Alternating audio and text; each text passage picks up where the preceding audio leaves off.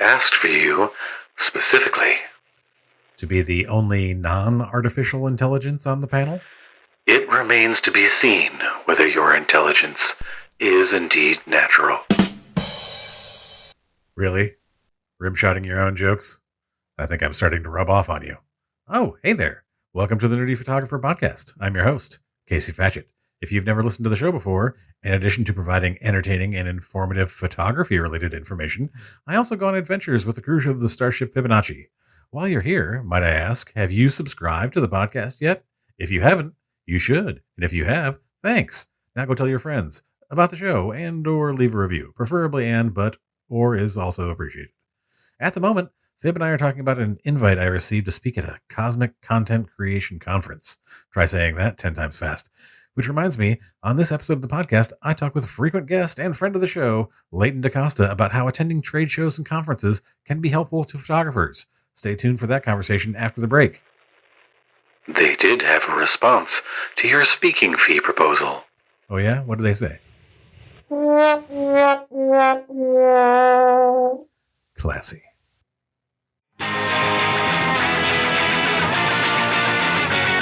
Hey there, Nerdy Photo Crew.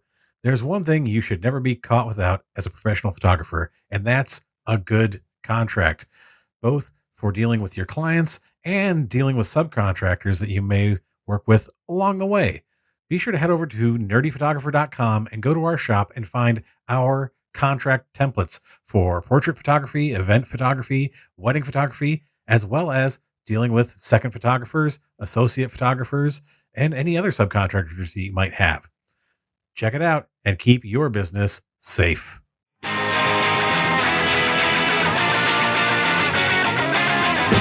Which goes back to why I tell you these guys now, to be competitive in this age, for the most part, this is for the 95, not for the 5%. This is for the 95. If you are not shooting one digital, right? Should you still shoot film? Yes, but the film is for the 5%, right? The profits and profitability. I have my F100 around it, and I have an F100 specifically because there's the F100, F5, and F6 as far as Nikon goes that shoot TTL. So I can use my same lighting setup that I use on my Z8. Yeah. Or at the time, my D810 at the time, or DF, and then just put it right over and then just use it, right? Yeah, I've got that on my Canon Elan 7E or whatever. People freaked out when I was like, when they were asking, I was asking about gadgets that, we should have in photography. And they're like, there should be eye focusing. And I'm like, Canon's had that since like the 90s on their film cameras. Like they had the eye tracking focus. I don't know why it took so long to get that incorporated into digital, but now it's on the R3. I think because there was a lot more forgiveness on the film than there are when you think about it. There weren't as many focal points. Yeah. And in reality, I think something like, if you look at 35 millimeter film, I think the megapixel value is still somewhere around 800 megapixel or whatever, as what the value is on a 35 millimeter film, right? And somebody who shoots now, that because I shoot with both the Z8, which I think is a 45 megapixel type thing, but because I'm shooting lossless compressed and everything else, I'm not shooting to a full, I think it's 78 or whatever megs is that, or depth. Yeah. But because I also have 16-bit Fuji GFX, right, which is a 200 meg file, I see the differences now. And there's a lot of times when I'm pixel peeping and I'm like, man, it's such a soft focus on his face. But then when I zoom out, you're like, oh wait, it looks perfectly fine. So, all right. So, should we get started? We warmed up. Do you want? Yeah, we could get started. All right. Welcome to the Nerdy Photographer Podcast. I'm your host, Casey Fatchett, and I'm back with frequent flyer and friend of the show, Leighton DaCosta. Leighton, welcome back. Hello to the Nerdy Photographer Podcast fans. This is once again LD Leighton DaCosta. I'm in the house. I don't know why he keeps. I think he brings me on here when he gets shorter content and he just needs somebody to to stir the pot to say that, you know what, that in 2025 photographers should shoot weddings for free. Freebies. No, I love having you come on, man. It's like Put that on your Reddit. That'll be next. That'll be next on Reddit. So I'm going to roll the dice breaker to get us started, and it's a 3, which is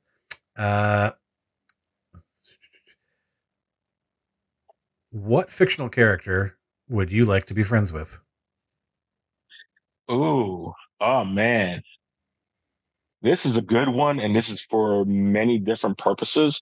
But if I was to say one that I would like to be friends with, it would have to still be Commander James Bond. Yeah. Which one? That's or just any of them. Well, there's only one Commander James Bond. I'm talking about I'm going to sound smart. I'm talking about the guy in the books. No. So if we're talking about the movies, so since we're going to they refer to Connery as Commander Bond a few times. They did, and so was Pierce Brosnan. Pierce Brosnan was a Commander Bond. I don't. Roger Moore, I think, once was a Commander Bond. I don't think Daniel Craig was ever a Commander Bond. No. And I don't think Timothy Dalton was a Commander Bond or Lazenby was a kid. Yeah. So and we got all the James Bonds out there. We did, right? Except for the Jimmy Bond and all all that original Casino Royale stuff. There's so many Bonds in that. Well, in Jimbo, so for me, and this is probably I actually don't think Sean Connery is the best Bond. I think that Sean Connery had the best Bond movies. Okay. So this is where I go with it. And this is saying that had Roger Moore, I think Roger Moore, now Sean Connery was a better looking Bond than Roger Moore, right? Because we got used to that, right? But Roger Moore, I think, was funnier. He was more athletic. I think that his comedic timing was much, and when I say his comedic timing, his gentleman comedic timing was much more on point. I did not like. He was very much upper crusty. Yeah, I didn't like Pierce Brosnan's gentleman timing because it was too campy and too forced, right? Like, Ivana on the top, on the top. Yeah. Right. Oh no more foreplay. Yeah. Right. It felt a little forced, like they were like really leaning into those types of names. Whereas when it was like Connery and they had those types of names, or Roger Moore when they had those types of names, they were just like, they didn't think anything of it. They didn't make a big deal out of it. Whereas Daniel Craig, I think Daniel Craig's the most athletic. Well, the stress of playing Bond was probably the only stress that he truly, truly had. He never had the stress of living in Roger Moore's or Sean Connery's shadow, right? He never really had the stress of trying to be better than them. You just have to be better than Timothy Dalton and Pierce Brosnan, and you were good. He also had a better screenwriting, better, less. It wasn't all about the gadgets, right? He had gadgets, but the thing about it is that when his straight humor, his dry humor, right, was a lot more, and the movies were best. Like, oh, would you like to come to my place, right? Would you like jump in and come to my place? And then you just go right around the parking lot, essentially, right? The roundabout. We're here, right? We're here now. Or when he's getting tortured, right? And he's like, can you go a little bit to the left? Right? And it's like you're not expecting those, whereas I think in the other Bond, you expected that comic relief to be inserted, right?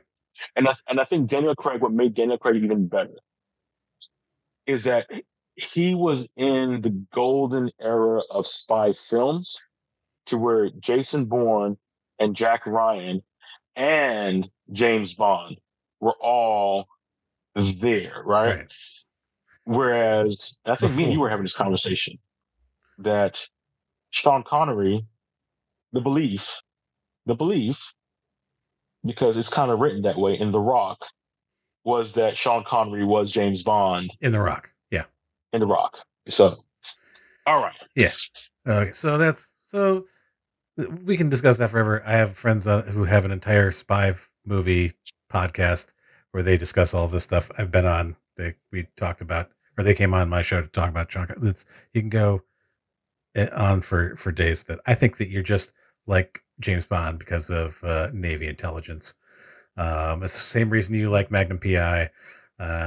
Well, so I'm gonna get canceled for this, right?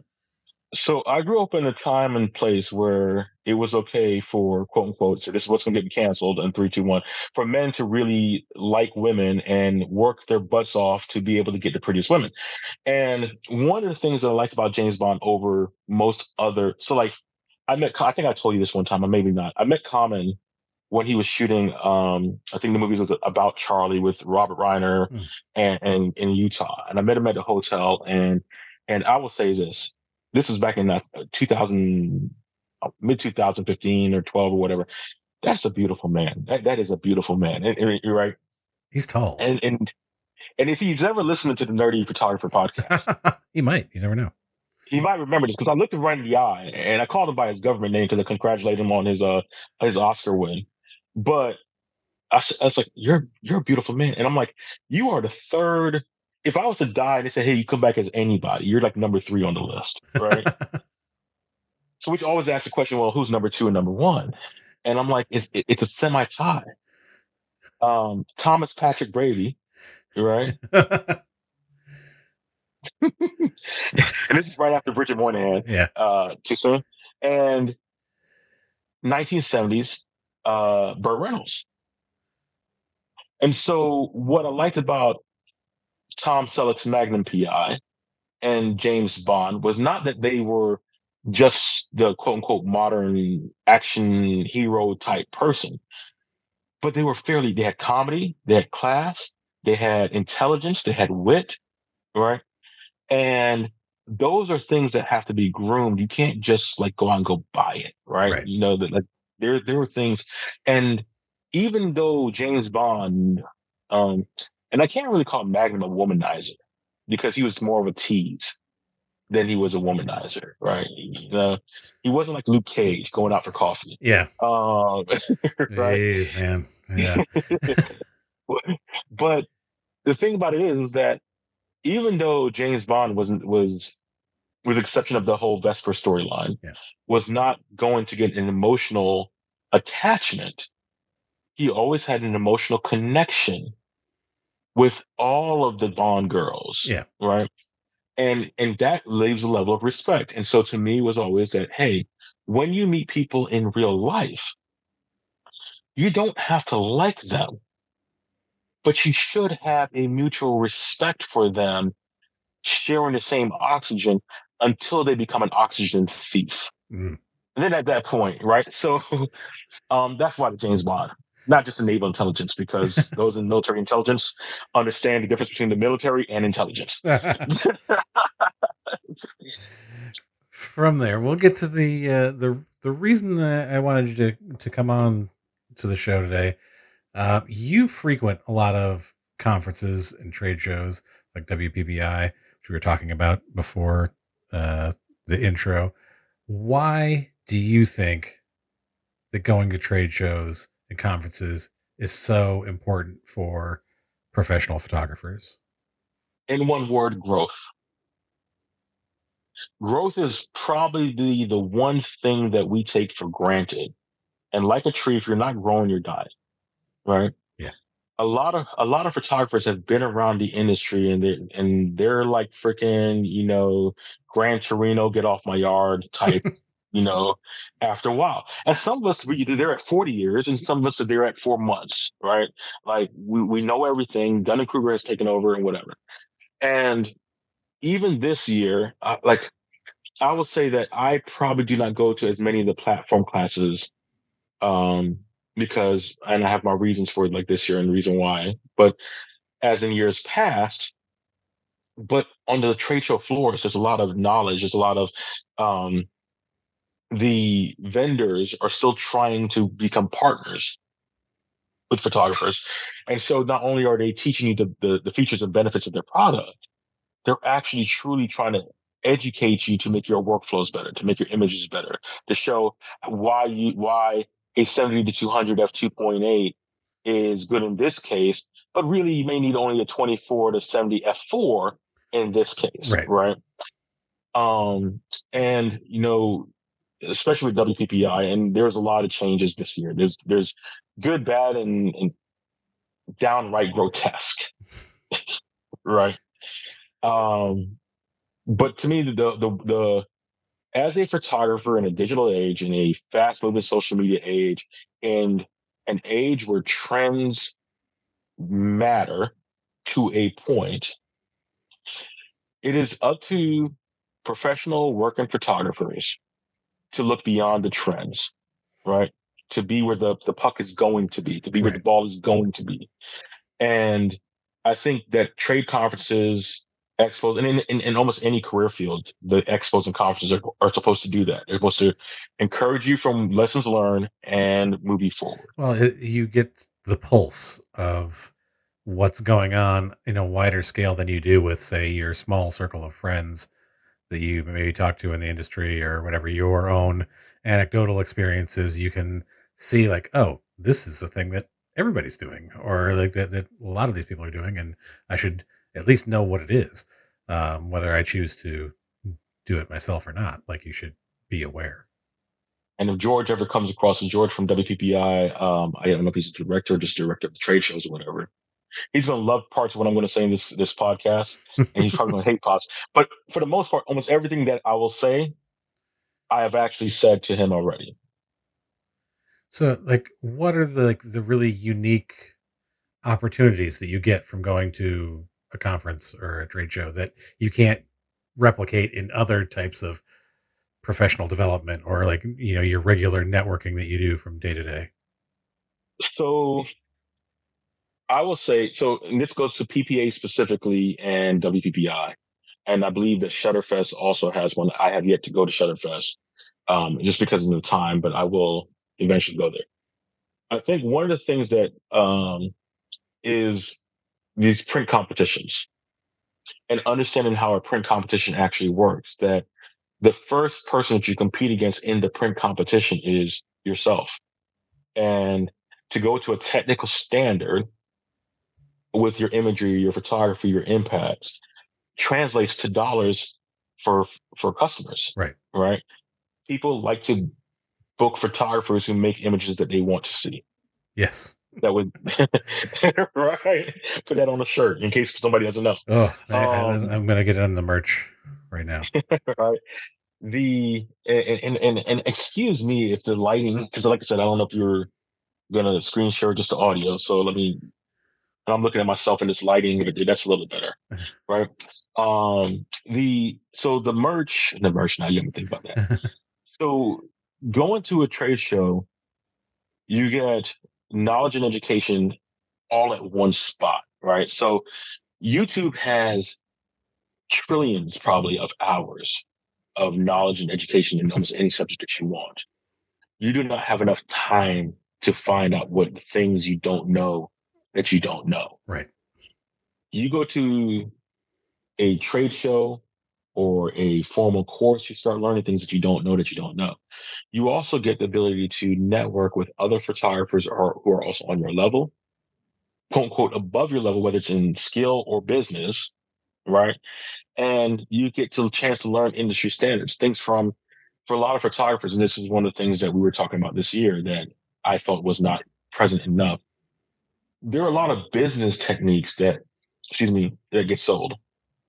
But when it comes down to things like how to start, I just got my camera for Christmas, and I want to start my photography business because I like taking pictures. What are the first 5 steps I got to do? And while you would think that that'd be something that'd be highly sought after because it's probably something that gets Googled a lot, right? Yeah. But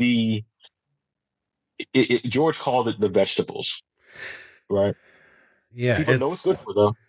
Not sexy. It's not sexy, but they don't want to eat it. But right? And also, I wonder if part of that has to do with people who are going to trade shows are not necessarily people who are starting out. Like I mean I don't know. I don't know what the I can demographics agree with are. that I can agree with that to a part only because of people who don't know about them, Right. right? Yeah. I mean, when you're And starting and you're like, well, what do I do? Like, and and I think that more photographers probably. I think there's guys like David Scott Bowles and a couple of like little smaller guys that hey, I'm getting ready for WPBI, and they're putting that on their actual YouTube channels or on their Facebook, and then the three people that follow them see that, and then it's like there's things like that. I think both my followers know about when I actually go out to trade shows, right? And so the I think a photographer probably starts finding out within the first 6 months of being in the industry about the trade shows, whether it's through PPA, because usually that's the first one that they learn about, or if you people up there in the Northeast, you have the two titans of the industry, Autorama and B&H, and so they probably highlight like 47 trade shows a year, between the two of yes. them. Like I was in the industry for 15 years before I even heard of Sync, right? And for the high school photographers and the seniors and stuff like that. And that was because I was in A different part of the country. Pensacola, Yeah. right? And they were doing it. I was like, oh, okay, that's the other challenge is I'm going to shout out to a trade show. Well, I'm going to save that shout out, but this is a specific trade show, even though she might feel like I have yet to go because of timing, right? But I want to shout them out, which is the photo cookout, right? Which is for friends of Tamaya Colvin, Dr. Tamaya Colvin photographer training type thing. Who speaks at a lot of different PPA and WPPI events and stuff. She has a trade show that I won't even say a trade show; it's a conference, a photo conference. Um, for those who are familiar with the term the cookout, right? It's something that's geared to photographers of color, right? To give them a place to be at. Because when I first started WPPI, right, um, and I want to say this, 2009 was probably my first WPPI. And I think that was right around the heydays when they would have like 30 to 40,000 people at the actual expo and about 20 people that's going through the conference. A lot of Asian photographers, a lot of white photographers, decent amount of Hispanic photographers, but there wasn't that many black photographers. It's probably less than maybe 2 or 3%, right? I probably saw more black pilots in the military than saw in black photographers at WPPI, which is saying a lot for those who didn't know, right? There's a reason why there's only two black pilots in Top Gun, right? I'm just saying, right? You had the shot, And man. that's in both movies. Hey, right? Yeah. Like I take the shot when I want to take a shot, right? And guess what his call sign was? We talking about this before sundown. Yeah. Because what happens at Towns. sundown? It gets dark, right? Yeah. And so, and the other black guy that's actually in the movie when they're in the classroom is actually the only real F-14 Top Gun pilot that's actually in the movie that makes FaceTime, right? So that's a little.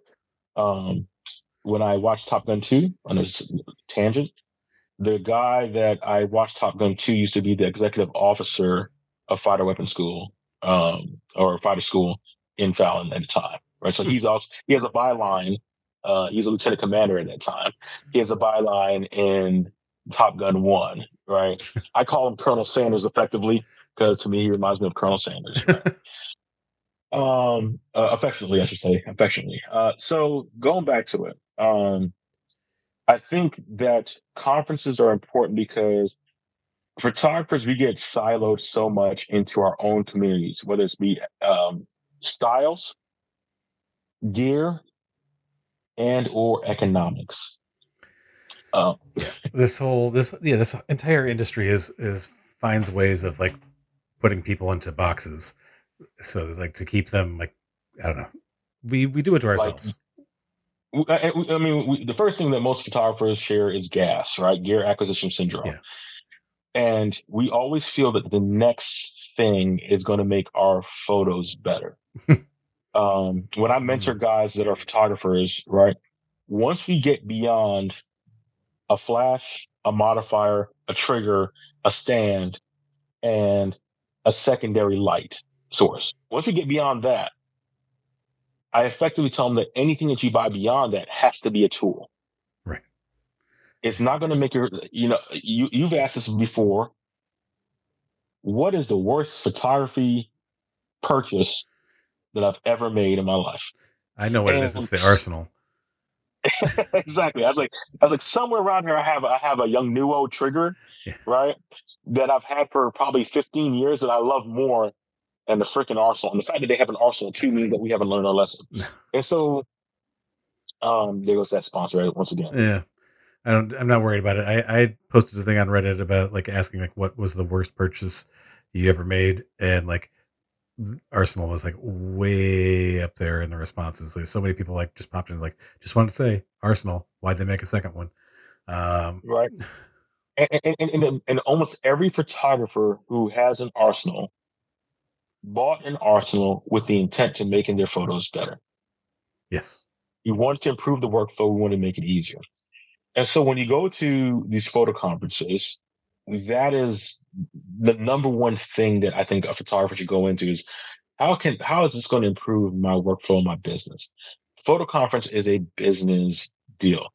I dislike the fact that both Imogen, WPPI, I can't really say Shutterfest, but Imogen WPPI has sold the joy of being a photographer, right? And how it's cool to be party in Vegas, hang out, and they're looking for parties. They're not looking for actual, hey, learn how to increase your revenue by 15% this year. Learn how to reduce your time by 30% this year. They're not doing that. Adobe was good at that with Jared Platt and Lightroom platform, and how you can edit a wedding in 3 hours or 2 hours, right? And now I think his record is something like 37 minutes or something like that now, right? That's And this is not using AI, right? But this is putting yourself in a position where I think if you don't know what the albums look like, if you don't know what the paper prints on, if you don't know that, hey, I shouldn't be like this in my photo because now I my have this elbow all this, because it's closer to the camera. right? If we don't know this, we're going to put out pretty pictures of pretty clients and complain about those who are charging $25 for a wedding, Right. right? I've seen when I used to live in Charleston, they have weddings. You can get weddings like in the middle of the summer, 5 or 6 times a day on a Wednesday, right? And it's the number 2 destination wedding place behind Vegas, right? Really? And Interesting. in the U.S. And the thing is, it's Vegas, Charleston, and I want to say Key West or something like that follows behind it, right? And when you think about this, you have folks that said, "Oh, I would never shoot an $850 wedding,"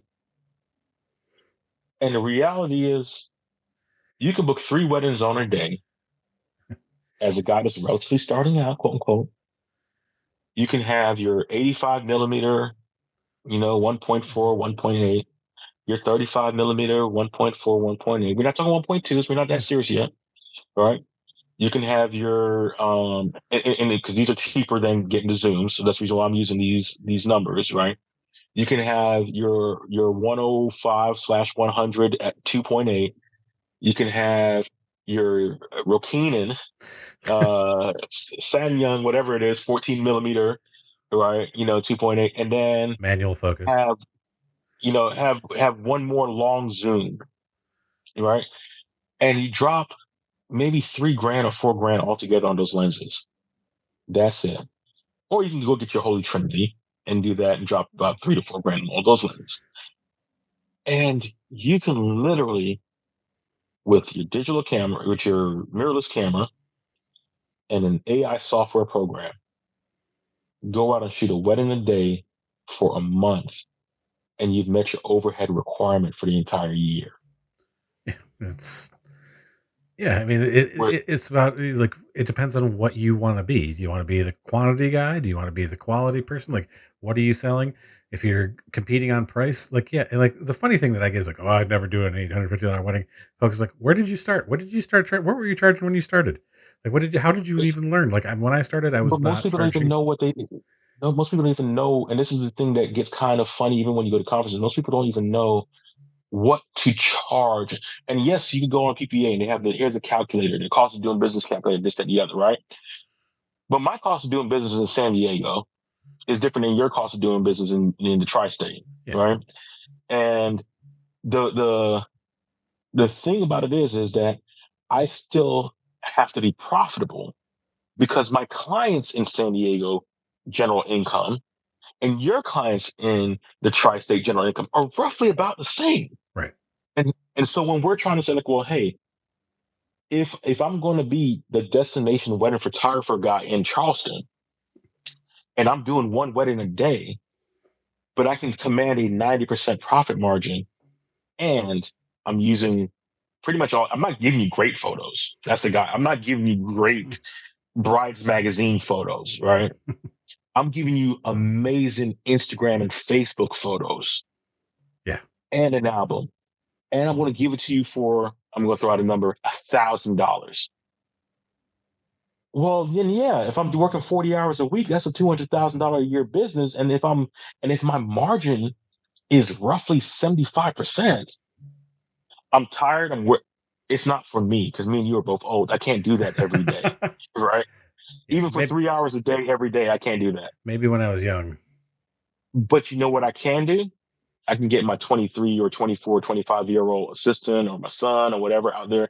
And I'm like, hey, do this, get better, shoot 300,000 images for the year because image on January 1st versus image on December 31st are going to be at two different quality levels. Right. And so that to me is where I think being able to understand and work with photographers who are in different areas, who do have different clients. And as you want to tailor down that you understand that, okay, you know what? If I don't want to do weddings, like for the most part, I don't do weddings as much anymore because if somebody refers or asks me to, because I want to do there's a thing that I go into now. I want to do destination memories. I call it destination memories, whether it's weddings, whether it's, family trips, whatever, because those events can't be duplicated by AI. Right. But you have to be able to capture. Sorry, go ahead. I know No, I we was were going to say destination memories, new T-shirt idea. I know, right? It's like, and that's my thing is, and I started doing this is like, there's a guy, shout out to Will Sterling down there in Atlanta, before the pandemic, who used to do, photo shoot trips. That was the thing. They would Yeah. go to places like Peru and other places, and you're probably only making, and I'm not pocket watching. I'm just saying, for example, let's say that you did 20 trips a year, one every other week, and you did that for 4 days or 5 days, and you net 100 grand a year, right? Before taxes, I should say, net business wise, 100 grand a year. Well, that sounds like a lot. That's a So lot of work. it's a lot of plane time and a lot. I saw a girl who was talking about this. And I can't remember if it was Reddit or somewhere else. She was talking about how she was like in her third year of being a wedding photographer, and she was so excited because she was doing all these destination shoots, and she's like, I've got 50 booked for this year. And I was like, so when do you, like, where are they? And she's like, oh, well, I'm traveling for like 40 of them. And I was like, how does that work for you? Like, how does that, like, do you think that you would, I'm not saying don't do any, but I'm saying like, how much is that affecting you being in your home area and doing work there where you have a bigger profit margin? And she was like, oh, well, I mean, I charge for I charge a flat rate for the Travel. travel. And I was like, that Mhm. is why you are probably losing money. Because they're not charging for the time Right. that they spend traveling. Yep. Most of us, I say most of us, right? Not me included because I'm a little bougie, but most of us, uh, don't have like a Chase Sapphire Reserve or a Amex Platinum to where you're going to get this priority pass lounge and everything like that. And to me, is like the moment that you hop on 3 or 4 planes a year. Yeah. If you are sitting in general population, I know it's going to sound like freaking very bougie, right? But if you are sitting in general population, I cannot tell you how many times when I'm in Jamaica and I'm leaving Jamaica, I am inside the lounge because I get there freaking 2 or 3 hours early. Because if you ever leave Jamaica, you understand that there's a certain time, there's a magic sweet spot, right? Yeah. And I'll sit there for 2 hours in the lounge drinking my. That's probably why some of the images look like I'm drunk. But I'll be, organized in the Lightroom on the computer, doing this and this while I'm in the lounge, and it's not costing me to be in the lounge any more than anything else because it comes with the travel card perk. Right. And it's one of those things to where I think, and this is what I left WPPI with this year, because I am relocating from the West Coast back to the East Coast this year, right, this summer. And when I go back to the East Coast, I am redoing how the business goes. Because, like I said, vertical integration is very important, right?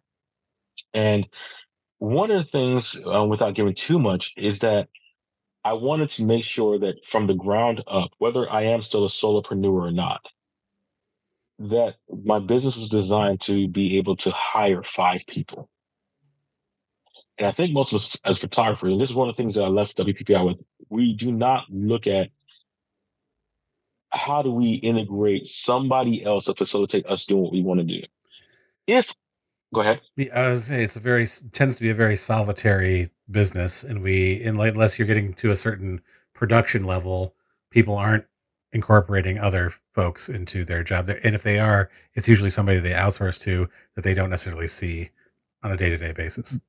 The ones that and this is why I say I like to go on conferences, because you're going to talk to a regular person that's like you and learn that, like, hey, how is this person making 400 or 600 or making 7 figures, quote unquote? Because there are photographers who do make 7 figures and their last name are not Beckham. They're right. But the thing about it is when you start to find out, it's like, oh, well, they have a team, they have this, they have a responsibility to have a 300 or 400 or $500,000 payroll, right? Production studio, and it's not by accident; it's by design, and they've grown to the spot to where now I know guys who have full wedding teams, and their first 2 employees were their kids, right? It was their wife and their kids or whatever, and they get divorced. Right. The husband's no longer there shooting, so now she has to go find an assistant. And then that's the first employee, right? Their first true employee, because you're replacing people. And I think that is important for us to, like I said, to go into business and design our business to have employees. And then if we're doing all these jobs, how do we replace those weakest links? Like if I have a photo editor, right? Unfortunately, like, I used to talk about outsourcing 10 years ago. My outsourcer, who's still in business, he told me like how their business has gone down 90%. Yeah. For retouching because of AI. Real quick, going back to and I'll give you a break point for your editing. So WPPI, and I want to talk on this because I really want to hit this because I could talk about that all day. So this year at WPPI, like I said, we talk about trends. What are the things that you see? What's the state of the industry? What's going on? And the good was the trade show, ironically, was probably the most packed I've seen it in probably about since before 2019 when they were at Mandalay Bay, right? In 5 years, it actually, in 2019, the pandemic hadn't come yet, right? So the people that were there were actually there. And you saw 2019 was less than 2018, which was less than 2017. And you can see that the actual trend of photography, less and less photographers can either go or afford to go, right, to the conference or see the value in it. So they come back out of the pandemic. I went in August. I went in the Februarys after that. This year it was in the beginning of March, which I'm not a fan of, but it is what it is. And this year there is just so many people: Canon, Nikon, Sony, Pentax, not Pentax, Panasonic. Was there with the Lumix S5 too, which I think for most photographers that are looking to switch or whatever, it is probably the best value on the market. And grab one of those cameras before they go out of business on that camera and cancel it, because it's like the Pentax K1 or whatever it was, right? It was a great camera. Nobody bought it, so they stopped making it, right? This Pentax S5 too is probably one of the best video full frame cameras on the market, right? It is I mean, literally, you can get the full frame camera, a 7200, and some Leica lenses because they're on the L mount thing with going on for probably under $6,000, and you can have a 2 camera wedding kit. That's going to be gone in about because they're not going. They're going to go out of business. Yeah, let me see. That product line is non-sustainable. Is why we haven't seen the 645 Pentax come back. It's just it's not sustainable to compete against Fuji and the other guys. And so they were back. There was a ton of workflow companies, including both. 17 Hats probably had the biggest booth I've seen them have in forever, right? A lot of CRM that was out there. But the big thing this year was AI. And whether it was AI videos, taking your images, pretty much having a photographer based template, which was actually really amazing. I didn't get them, but they were really amazing. Whether it's Evoto is a game changer. AI, Evoto AI, EVOTO AI. It is a game, right? In my notes, they are probably so in the AI editing space. Imagine, and I'm sponsored by none of these, so therefore, and after this, I probably won't be sponsored by any. There's Imagine, there is Aftershoot, which I am a user of, right? Same and here. there is Evoto. Aftershoot, for me, its value proposition is I can pay one fixed fee, and it becomes cheaper with every photo that I edit and I call, because I use the editing color. Imagine its value proposition for me was that, so let's say if I'm shooting Fuji and I have frame.io built in, I can actually shoot from camera to cloud to Imagine, and it will edit in the cloud and upload to a gallery. Which, if I'm shooting a wedding or an event or one of these little $800 gigs, Yeah. right? Hey, once I'm done, I'm done. Right. Once if you're putting that, I put on the camera and my job is actually done, that is that's saving your time. But there's a cost of about 7 cents an image, yeah, right? They charge per image. Evoto charges per image, and they do image banks type thing. And this is where I think it's going to be cost prohibitive until they come with a unlimited package to go against pretty much Aftershoot, right? But Evoto, to what they were doing, they were shooting tethered, and the edits real time was absolutely fantastic. And I say this against almost all skin tones. It was absolutely fantastic. That's right? toughy. Evoto in March of this year was impressive. I would be scared to see what it looks like by October. Right? It is that aggressive. Yeah, that's one of the things I always tell people about AIs, and people are like, "Oh, well, it doesn't look right, or whatever. It doesn't look exactly right." And I'm always like, "This is the worst it's ever going to be. It's not going to get worse. It's only going to get better." There's a video of Will Smith AI. Yes, and the video on YouTube. Yeah, the pasta eating, and it's like they showed it a year apart. Just how the fingers are coming. The fingers are coming soon. Yeah, because the videos are here already. Sora, right? The videos are here already, and they're like landscapes. I got to say, the landscape stuff, nature stuff on those looks very like people are like, "Oh, like people don't look good." I'm like, Yeah, but look at those landscapes. Those are already taking stock footage jobs. Or Like the stuff. fake vintage photos, like Yeah. you, and you said, and so you talk about stock footage. So this goes back to vertical integration again. Reading this book called Photography Zen, and it reminded me of something that was done in the Navy with the Navy PHs. When they went to the Nikon D2X, I think was the camera that they were using, right? Digital, right? On our ship, the PHs were required to take 500 images a day. And this is what they were going through with Photoshop Bridge, like Bridge 1.3. I remember. Right. And so it's not even like Lightroom where you can just go, oh, I see it all and then come back down. No, Yeah. no, it was with Bridge. And they were taking 500. The main thing is that you're trying to build up the repetition so that you literally are getting better every time you shoot. Right. And so one of the things that, I have suggested to guys was that walk around your neighborhood, especially if you live in not even a good neighborhood, a decent neighborhood, and start learning how to shoot amenity shots, right? Amenity shots are one of those weird things that realtors actually like and will license from you because it's not just a true stock photo, right? Freaking Franco's Pizza, right? Around the corner. And shout out to Franco's Pizza if there is one. I'm just trying to come up with an Italian name, right? Franco's Pizza around the corner needs a street front shot of it uploaded, right? And if you start collecting a library of your neighborhood shots, you'd be surprised who asks for licensing, right? Right.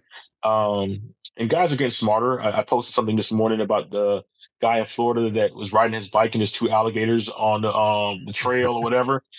And in his comments or his status for licensed use of this video, Contact. contact Right. such and such. So I think with AI is getting to the point. And this, I'm a firm believer. I love AI. I love AI integration. I am a firm believer that AI, and I use ChatGPT and all the other different. I talk to some guys that they use AI modeling, different kind of modeling than language learning model for cancer research, and how that they can actually now see certain things, do certain things within effectively weeks that used to take years, Right. right? You can see But patterns. the thing about the AI is it only replaces the average. It only replaces the average. When a photographer chooses to be average, just better than average, a little bit worse than average, that is the threat that AI can easily replace you because the $25 headshot photographer Is is gone. a threat to AI because I can take a picture of my phone, boom, and put it up, and now I look good. The $500 headshot photographer is not a threat to AI. He or she has to understand that he's not there to take pictures. He's there to capture a moment, a memory, a look, a vision, whatever. Yeah, you're there to like actively, like collaboratively and actively like capture something. It's not just a matter of like, oh, we're gonna create an image just from all these other images, and that's. I mean, there's been a lively conversation on Reddit that I've been a part of about AI stuff, and it's the discussion of where things are going. And it's like my comment on it is that it will eat from the bottom up. Mm-hmm. Um, so if you're worried about yourself, it's like you need to like start adapting and advancing as far as you get further up the food chain, because it's coming for those like the Well, cheapest the people. sooner, like all these Sprout Studio, which is my CRM, but 17 Hats, all these guys have now AI generators inside of them to write letters, emails, and Right. broadcasts, Yep. right? Yep. Facebook now Meta has AI to create posts. Hey, do you want us to edit? LinkedIn, I type something up. Do you want me to edit this in AI? Do you edit for grammar, edit for punctuation, edit for impact, right? And and it's funny when you use a chat GPT, you put it in LinkedIn and it says, hey, do you want us to edit? So now the AI is going to edit As what the AI AI wrote, said, yeah. Yeah. right? And all of those, it's a matter of using those tools and embracing. The photographers that went to digital in 2003 had crappy photos compared to what was in film. Right. but it had better images than what was in film because they had a higher hit rate because they could look down and see their 6 megapixel or whatever, that Sony Mavica, right? That was the GOAT, right? Yeah, brother. Like they originally had that. I saw this recently. The DVD or the CD? I had the CD one. I had the mini CD one. That Mavica came out in '82. They had an actual floppy, like the real floppy disk. So in the Navy, I had the 3.5 or 3.25, the 3.5 floppy disk. Yeah. No, these were the old ones, like the old Commodore 64 ones. They had one of those in like the first Sony digital camera was like '82, I think, or '81. That they had like the old school, like big ass floppy disk that they'd put into it, and they was like it can capture like 2 images or whatever it was, like on a on the floppy disk or whatever. And it's like then you and the thing about it is that, like I said, the more is when people talk about AI, I'm like, you do understand that you've been using AI. If you have an X speed blank Nikon processor in there, you've been using AI, right? If you're using face detection, traction, 3D, right, it's an AI module that's inside of there. Yes. And so I just think, not used to understanding what those tools are and how they. Like, I told people, like, you've been using AI in your editing. If you use Photoshop at all, it's just that you haven't been using generative AI. Like you've been like all of these, like, content aware fill. It's totally AI. That's machine learning. And like I've used this generative AI, and shout out to Adobe, because I'm like, I've used it like when somebody has a especially for a lady that has a semi bald spot, do that box, hit it, whatever. Oh, that's right, and then boom, and they keep it moving on, right? There's another feature, like I don't know if you've seen the remove tool. Yeah, the remove tool is nice. Oh, right. The first time I used that, I was like, "What's this?" Oh my goodness! I'm about to say, if you had a Google Pixel phone, you would have had that remove tool like about 3 years ago, right? And you could just go right. But and actually, I used that remove tool before, and I'm like, oh, that's like, it wasn't great, but it was better than not having it. If that makes any sense, right? Yeah, I get what you're saying. So the one thing, so like, here's the thing with and I stress to people, go to these conferences while you can, because these conferences are going away. There used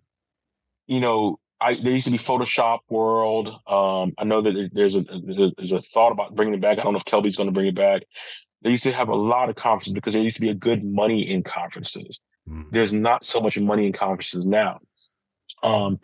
And one of the things that showed at WPPI this year was not who was there, but who wasn't there. Remember earlier in our conversation when I said that the print is like the most important part of doing photography, essentially. The money is in the print. There was no printers there. I think White House Custom Color was the only print shop. Really? And I'm not counting album guys, like guys like Graphy who do everything, right? Or it starts with the N, like NVO or NVO, whatever it is, right? Those guys were there, right? The album guys were there. Some beautiful albums, large books. That was a thing. Large, 3-foot books for your coffee table are the things right now, right? Things that can be used as a table on their own. Right. But there was no, Hannibal was there. I don't know if Epson was there or not, but there was, and I think Canson might have had a small presence, but there was no Bay Photo. There was no Millers.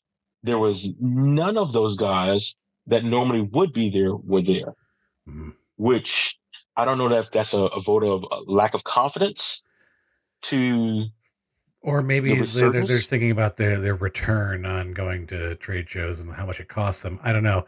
There's just this. There's a lot of numbers that go into choosing to make those decisions, but that kind of. I'm surprised. Like, was Adorama there? Were they? So here, Adorama and BH was there. Adorama and BH. This is like maybe the first or second year. Might just been the second year. I think definitely the second year.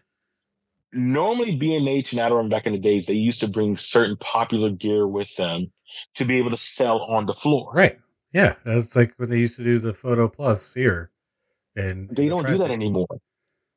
They don't bring. They are there.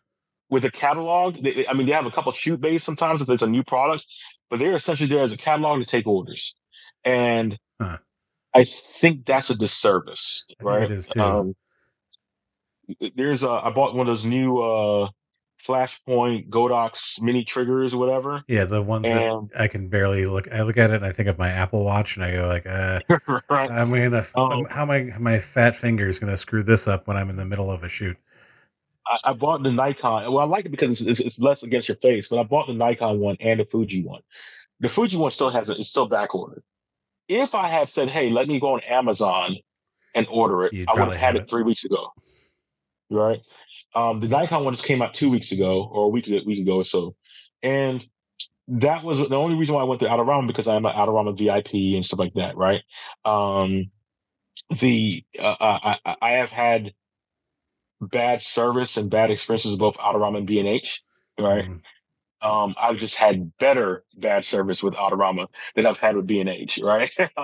They're at least willing to correct it. My primary shout out to the guys in Utah, right? Picture Line, right? Picture Line is amazing, and even if you buy enough from them, so to speak, you'll get an email or a call or a text. Sometimes it's a text. Hey, Leighton, Fuji has this camera coming out, or Fuji has this lens coming out, right? Yeah, we Which thought I you'd just want to forward know. one for you. and I'm sitting there, and I'm like, I've actually they held a GFX2 102 for me when I bought my lens. They're like, hey, I got the 55-1.7. And they're like, we got a 55-1.7. You sure you don't want us to keep holding this for you? I'm like, no, I'm good. I'm good. I'm good. Right. And when the Z8 came out, I got the Z8 when it first came out, while people were waiting for months to get the Z8. And so I'm NPS still, by the way, before people, start saying like, well, hey, how you doing it? That's why I like Picture Line. I like Midwest Photo, because as many people go through, there's still small town kind of familiarity. Well, I think that what you're talking about here, something that you're getting, not only you're going to these conferences, you're forming relationships with people face to face, so that when you do contact them later, you have a relationship with them. It's not just like, oh, we got this order in, and that's how like I am with Adorama. Like I used to be in there once or twice a week because I would just be working or whatever, like in the area, and I'd just stop in and like while I was walking What by and happened to just like, Joel? what's that? Joel at Adorama. Joel used to be a good guy. I haven't seen that name around, but I have no idea. Yeah, but it was just like what you're talking about, like, is you go and you meet people, and like when I used to go to Photo Plus every year, and part of it was you go in there and you're like you meet the salespeople, you start talking, they find out what you need, what you're interested in, and so that you have a relationship with these people. I think that having those face to face relationships is better for you as a consumer, mm-hmm. because they're going to treat you better when they put a face to the name, or they're going to think about you, whatever it is. Like, and it becomes a smaller world in that sense of like, you're not just some internet order out there from some random person. They actually have they know So a who good you are. example of what you're saying, and I learned my lesson the hard way. So I used to have a really good insurer that was based out of California. That was special. Another guy named Joel, but he was really good. Dealt with me for about 10 or 15 years. Had to drop me because Philadelphia had dropped policies and there was nobody really replacing. So it was that. I went to the conference, ironically the same year, and met my next insurance agents there, who's based out of Salt Lake City. So shout out once again to Salt Lake. And dealt with me, gave me exact policy. It was with Allstate at the time. But now that I'm here in California, Allstate no longer covers in California. Hmm. So, but I had a loss, a casualty last year, $20,000 worth of gear, right? Stolen, right? Shout out to California. And Were you in Golden Gate Park? Or in that no, area? it's funny. They were in my studio. They were doing facilities maintenance, and Oh I yes, believe we that talked about this. yeah. So the thing about it is that having that relationship when I reach out, they're like, oh, that's our customer that's in San Diego. Even though I've met the guy, the original agent, not his son who's now running the agency. But they've always been good when I've called them, right? As soon as they say, oh, what's your name? Leighton DaCosta. DaCosta. Where's you at? San Diego. Oh, Leighton. Okay. And I think it's important. These people go to, what do you mean by these people? Now, these people go to What do you mean? conferences as a conference. It's like Maureen from Maureen Nice's out of Graphic Studio. She's like at probably 40 or 50 conferences a year, right? And she may not remember my name. She may remember my name Leighton because it's not a common name. And she remember me by my face and may not have to actually put it together. But the thing about it is that when she sees me, hey, you, when she recognizes me, right? And she probably not going to say like, Leighton, I do recognize you, but it's important for that. Let me real quick, 'cause I know you're running short on time here. Things that I did not like. This is a grotesque part. The good, the bad, the ugly, right? So this is the grotesque part. This year, the one thing that I've noticed as a trend, especially from the platform speakers, the word that people seem to have discovered in the past 2 years is sales funnels. And the intent for a platform speaker was to be, if you went to a platform class, it was getting the number one combo at McDonald's or Burger King or whatever. It was the Whopper, the fries, and the Coke, right? You should leave satisfied with the Whoppers, the fries, and the Coke, and want to come back again and get the milkshake, the apple pie, the McFlurry, or whatever. A lot of the guys this year were actually doing infomercials. And that's a bad taste because you should always give a value before you ask, right? And they were given minimal value. It was like one of those things that, like, hey, Casey, and for your viewers, I got a course right now how to spot photo scams, right? Photography scams. I'm selling for $3.99, but if they put in LD nerdy in the comments, it'll be $2.99. Right? How to spot photo scams, right? And wait, I think I spotted it. right? I think I've already learned the lesson.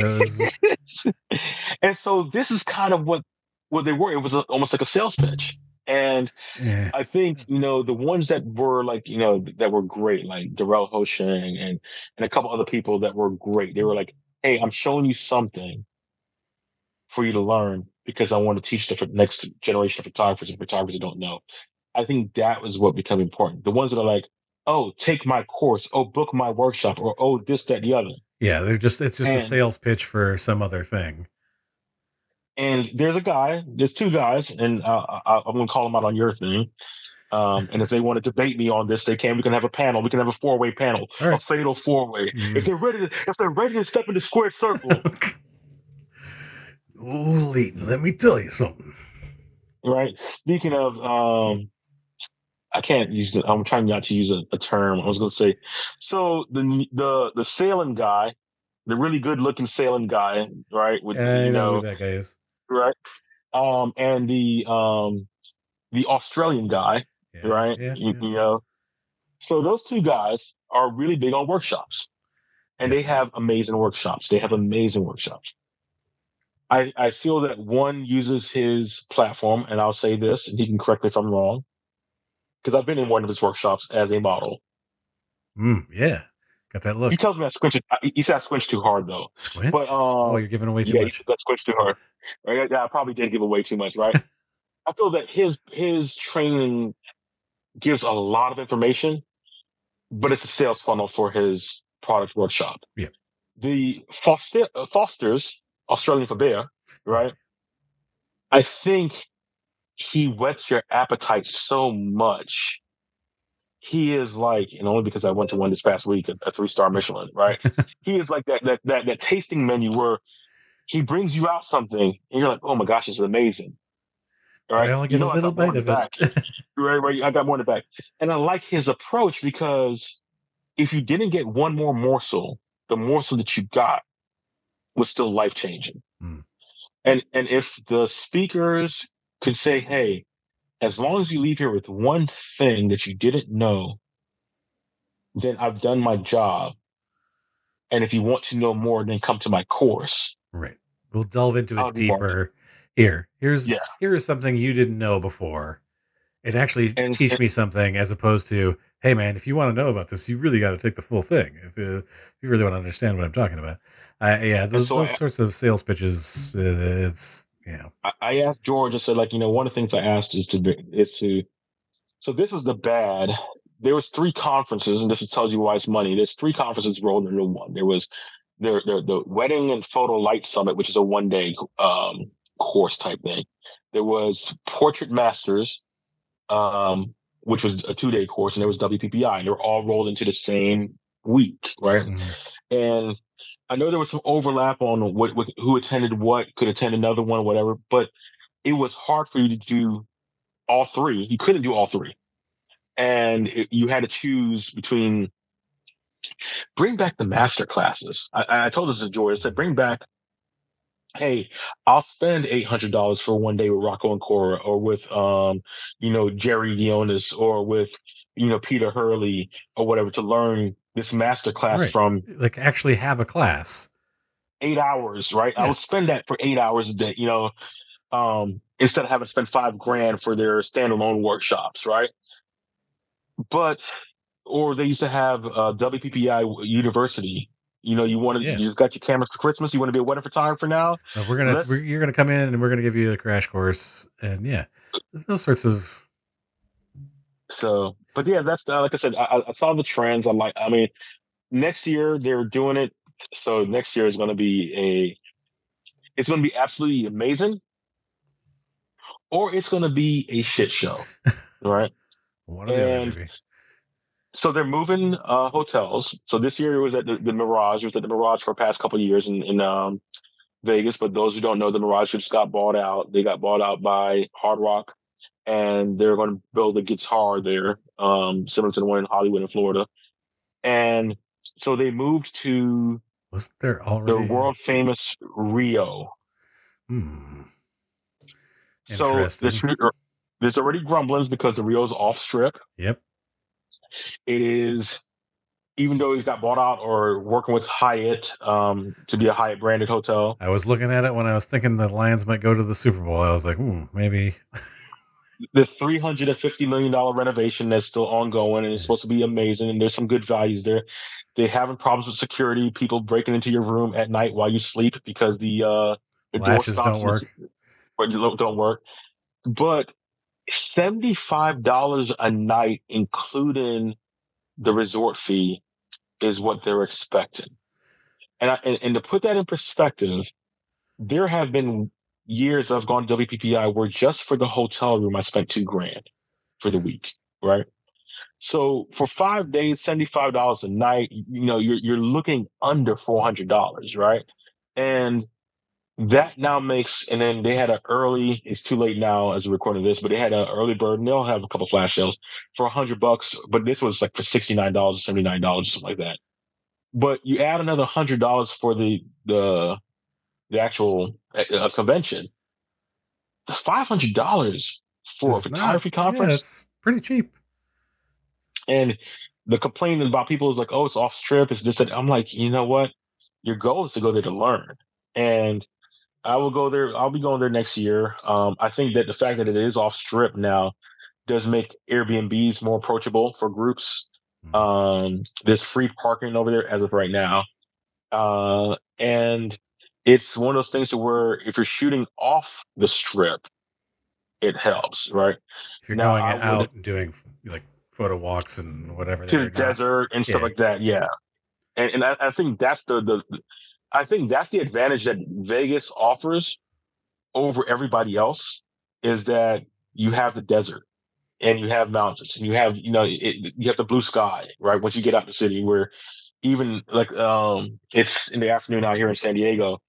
We've entered in May, and it's May gray and June gloom, where you get this overcast layer until about 3 or 4 o'clock until it burns off, right? So I think that is one of those things that Vegas offers. I did suggest to George though, because I think Photo Plus is no more, right? because New York is too expensive, that they should bring back the WPPI Roadshow. Yeah. And if they look at, if it were me, and they don't ask me about my opinion, so that's why I don't work there.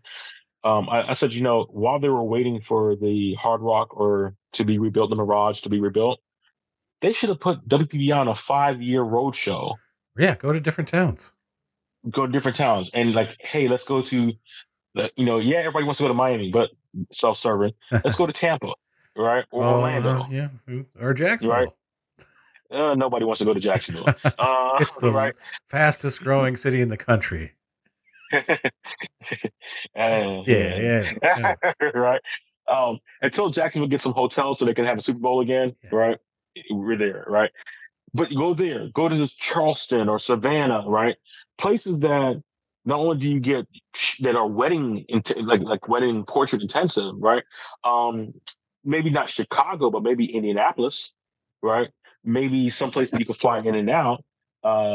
Nashville is always a good one. Dallas, El Paso, right? Things to where Austin. It's like, hey, Austin, that'd be a great one, right? And what you're doing is using that as not only just a test platform, but now that you have, when you come back in 5 years in 20, or whatever, 2025, 2030, or 2030, now you say, okay, we're back. Our home is in Vegas, but we'll have an alternative 3-day mini conference somewhere in Seattle, else. Yeah. in New York, or not New York, Boston, or something like that. Just something to Philly to break it up, and that's the money grab. It's always got to be about the money grab, right? But I think right now the industry is proving it to itself. It is not imploding. It's not. It's starting to cannibalize. Firms are starting to buy out other firms. Like there's editing firms that are starting to buy out editing firms. There are magazines that are starting to buy out magazines. There are investment funds that are buying out conferences, right? There are. I don't know where PPA's vision is on this right now, right? They've been good with a lot of stuff. ASMP and PPA have been good because it's not ASMP anymore. It's NPPA, right? NIPA, whatever it's called. The conference, because the group is still ASMP. Well, yeah, because I National Press Photographers Association. Because they still have the ASMP South Carolina Southern Conferences or whatever, but it's now mostly NIPA and PPA, which I am a member of that too, right? And so that is outside of this now, we're trying to find out where the money is. We've always had a race to the bottom. No matter how far we think we can go to the bottom, it's a bottomless pit, right? There's always lower. You know what I'm saying? But the thing about it is there's not a structure. We do need to go back to heart. I hate to say this, of gatekeeping, right? The bar is low. And when I say gatekeeping, I'm not even talking about gatekeeping. Hey, where did you shoot this at? All right, I'm not talking about like that kind of gatekeeping. I am talking about like, hey, not just I have a client, how much to charge, right? Hey, I've seen some photographers charge themselves for rental equipment, right, per shoot. What is that about?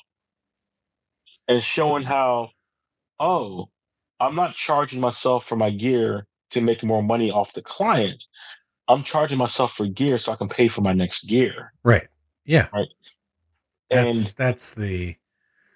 Yeah, I think that there are things that it's not necessarily gatekeeping. I think people like consider it that when you don't want to answer certain questions. It's because there's also not some of the questions that are asked don't have a real answer. And it's sort of like you need to figure that out for yourself. What amount that is, or what this is. Like you need to. There are other things I can tell you, like about your expenses or whatever, but like you need to figure out what works for you and your clients. And when you say that, people are like, "Oh, you just don't want to tell me." I'm like, "No, it's not. I can tell you what I charge, but you're like starting out." Same people, reason why people don't like Neil deGrasse Tyson. They think that, oh, well, and I was like, he's breaking something down and adding the theory to you because he wants you to have some critical thought, right? And, he can probably explain the premise behind black hole theory, but yeah, like, are you gonna sit there and listen to that?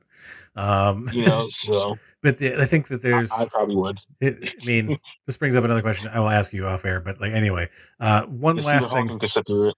One last thing before we kind of finish this up.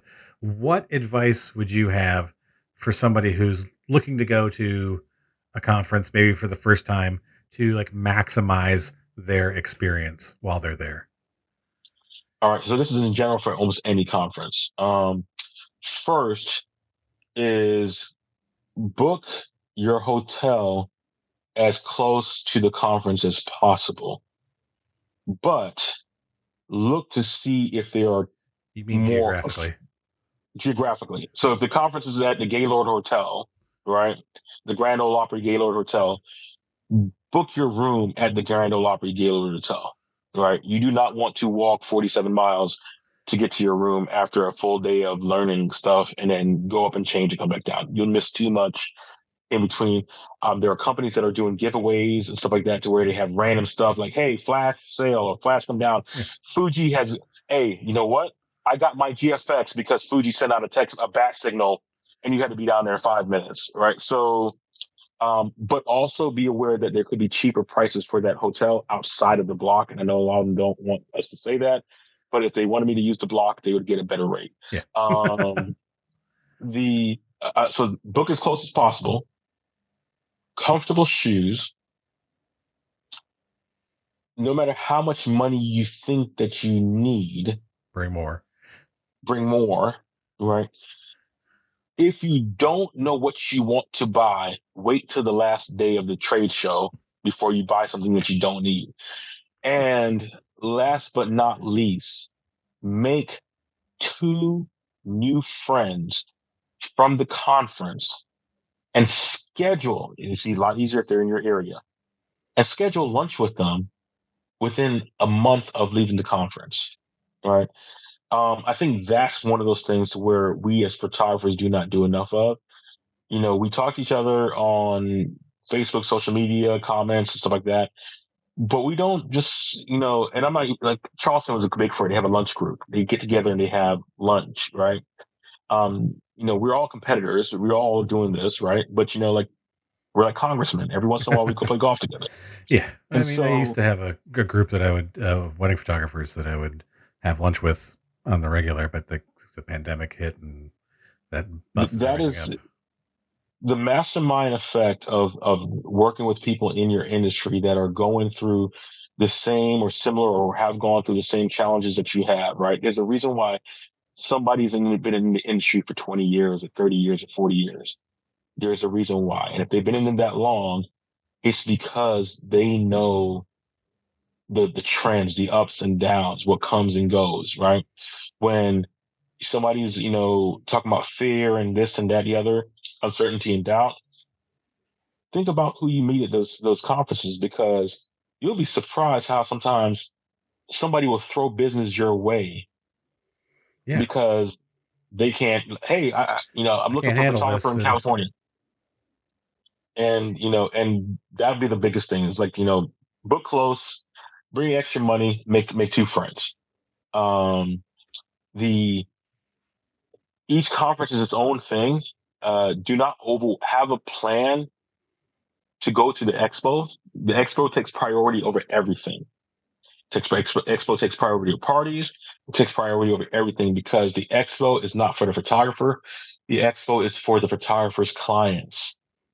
It allows you to find the best products, the best partners, the best people to deal with for your clients. And that is one of the things that I would say is important. Then after that, I mean, if you're going to go, if it's a place that you've never been, take one day, go early or leave late to explore this new place. If you've never been to Vegas, go out there and go see the Hoover Dam.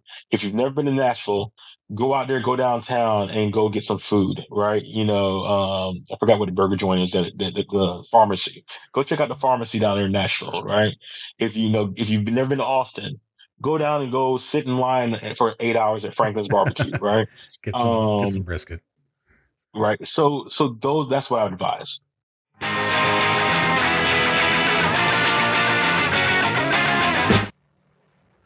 Photographers, it's time to revolutionize your workflow with Aftershoot. Imagine culling through thousands of images in a matter of minutes, effortlessly flagging blurry shots and closed-eye pictures. Now you can stop imagining and meet your new photography sidekick, Aftershoot, the game-changing AI photo culling and editing software. Say goodbye to hours spent sifting through images, as Aftershoot's AI can cull thousands of photos in just a few minutes, grouping together similar shots and flagging those blurry or closed-eye pics. I have been using Aftershoot for a little over a year, and I have to say, it has transformed the workflow on the portrait side of my business, culling and organizing my photos from family portrait sessions to corporate headshots in a matter of minutes. For engagements, events, and weddings, it does a great job as a first pass cull for me, since I like to go through and make sure I didn't miss anything, but those family and group photos are all solidly organized together, and that saves me so much time. You can also make your artistic vision a reality. Aftershoot's automated AI editing is customizable to your unique style. Edit thousands of images in just a few clicks, achieving consistency and brilliance effortlessly. Sign up now at nerdyphotographer.com/recommends/aftershoot and experience the Aftershoot advantage with your first month free. Transform your workflow and transform your business. Go to nerdyphotographer.com/recommends/aftershoot or click the link in the episode notes and free up time for what you love by letting AI handle the heavy lifting so you can focus on capturing moments and not sorting through them. Hey, photographers, are you ready to say goodbye to the chaos of scattered contracts, missed leads, and disorganized schedules? Then you should try Pixify, your all-in-one client relationship management software that'll take your business to the next level. Pixify brings order to your business chaos by streamlining your workflow, manage digital contracts, effortlessly track leads and clients, and organize your schedule all from one intuitive platform. Impress your clients with personalized and branded communications. From email templates to booking pages, Pixify ensures every interaction reflects your unique brand, building trust and loyalty. You can say goodbye to scheduling headaches. Pixify's scheduling tools make it easy for you to book appointments with clients and for you to keep your calendar organized. Deliver a VIP experience with personalized client portals. Your clients can access important documents, view their project progress, and interact with ease. And most importantly, no more chasing payments. Pixify automates your invoicing and payment processing, ensuring you get paid on time every time. I've been using Pixify for over a decade, and it has saved me countless hours and a lot of money. I tried a number of other CRM options before settling on Pixify because Pixify offered the most robust set of tools that also allowed me to truly connect and foster my relationships with my clients. I highly recommend it. And you can save 20% on annual Pixify programs when you use our link, nerdyphotographer.com/recommends/Pixify. You can also find that link in the episode notes. Save big money and save yourself time. Time, the one thing which you can never get back. Pixify saves me hundreds of hours every year that I can spend on tasks that make my business money or by just relaxing and getting away from work. So what are you waiting for? Visit nerdyphotographer.com/recommends/Pixify and save 20% today.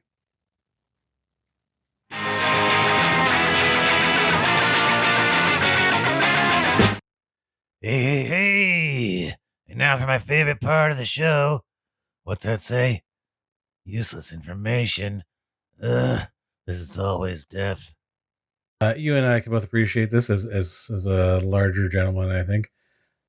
Wrestler Andre the Giant once claimed that he consumed 119 beers in one sitting. A friend, That is, who I'm guessing is Ric Flair, because they partied a lot together, alleges he saw him drink 156. that is pretty good. That's a lot of brews. That's definitely way past my limit. Leighton, thank you for being on. Where can people find you on the So you can. webs?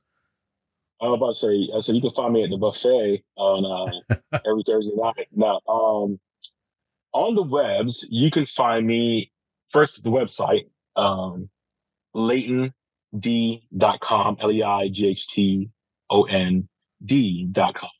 I do a blog that I try to update once a year. Sometimes more if I'm lucky. And then Instagram at Leighton D Photo, Twitter or X, formerly known as Twitter. Formerly known as Twitter. It's like a Prince thing. You can do me at Leighton D. And I am not on TikTok. I don't even access TikTok because I know Casey is a TikTok fan. I am a conspiracy theorist, so I do not access TikTok on any of my devices. So that's where you can find But me. you're on Threads. I am on Threads. At I think Leighton D Photo as well. Yeah. I don't know if it's the same handle as my. It's the same as Instagram. IG, yeah, so it's at Leighton D Photo, and I think I actually interact a lot more on Threads than I do on other places because I tend to. there's like only 5 people. There's like 5 people on Threads, so I can. That's what I always tell people. Like when what the hell was that? The audio one that we were all like on during. Oh, no, that's you Apple people. That's you Apple people. Is something room or back room? No. Oh, whatever it was. It was like page, I always tell people when a new social media platform goes on, like they're like, should I join? I'm like, if you can, yeah. Like if you don't have any concerns about like safety or like security, whatever, yes, you should join because you know why? You can talk to people you normally wouldn't be able to talk to. You can interact with them. Like they're more available to you than they are normally. Like if you've got 1 million followers on IG, but you've got 500 on Threads, like you're going to be more active with those 500 people because there's just less noise going on. And so I always tell people, like, if you want to connect with somebody, like the nascent time of a social media platform is time to do it. Leighton. Oh, and YouTube at Leighton D Photo. Yes, go check out. Just go check. He's getting into the product reviews, ladies and gentlemen. You gotta get in there and SMDV, man. That's the. They're not sponsored, and SMDV. I tell you what, they are. The product reviews come because I don't see enough of them. And even where there's hotels or whatever, it's like, hey, I'm looking for a hotel to do a photo shoot, and I go in there and I'm like, there's nothing about it, so yeah, I'll review it. So, yeah, go check it out, ladies and gentlemen. Leighton, thanks again. You're always welcome to come back. Thanks. Sorry for taking up so much time. I'm getting ready for Shannon Sharp's podcast one day, so you're gonna Cat Williams it up. So, all right. With that, like a couple fat kids in dodgeball, we're out.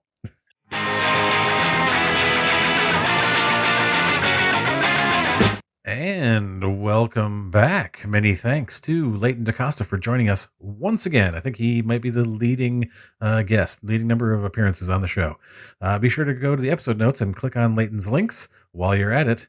You can also follow along with us on social media, Instagram, TikTok, Threads, Reddit, at The Nerdy Photo, all one word, no underscores, dots, or dashes, at The Nerdy Photo. Tell us what you think about this, or indeed any other episode of the show.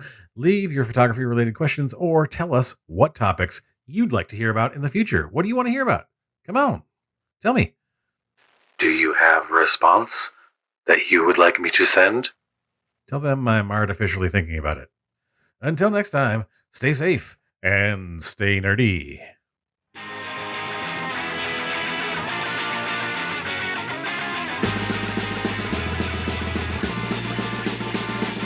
Who's that coming back to town? You better start listening. Who's your heart been beating about? You better listen.